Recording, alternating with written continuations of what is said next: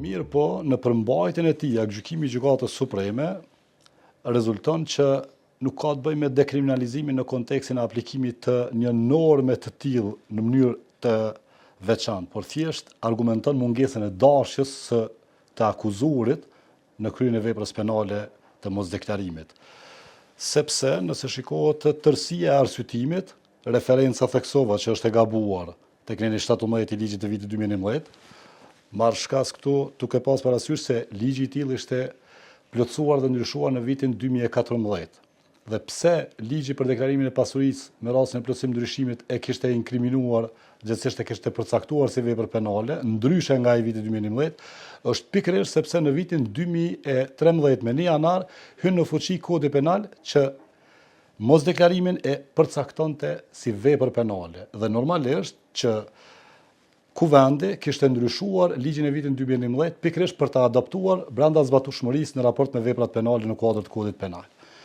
Dhe në këtë kontekst, do thot, referenca është e gabueshme. Mirë po, arsyeshmëria e vendimit në tërësinë e tij del që arsyet janë dhënë për shkak të faktit se kryesi nuk kishte dashje për ta kryer veprën penale, sepse mosdeklarimi i pasurisë kryhet vetëm me formën e fajit të dashjes.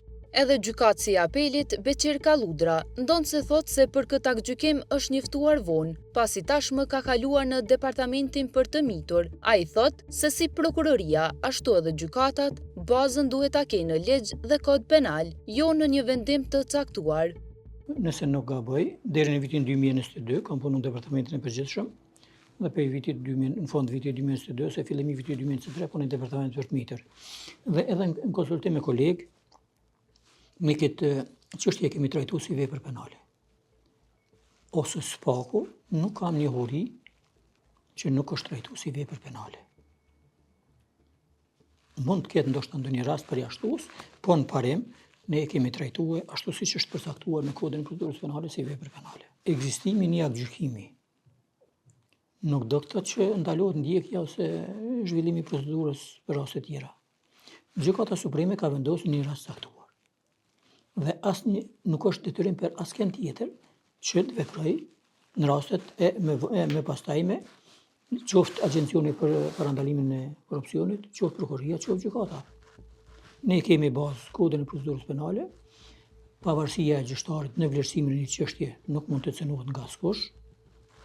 Për më tepër, derisa nuk je i pajisur me shkesat e landës, akoma më vështirë e ke për dhënë mendim lidhur me një çështje të caktuar, kështu që se dëgjova në mjetet e informimit që mund të paraqet pengesë diçka për ndjekje të mëtejshme. Jo, unë konsideroj që nuk kemi mendim juridik të Gjykatës Supreme që merret në parim për këtë çështje.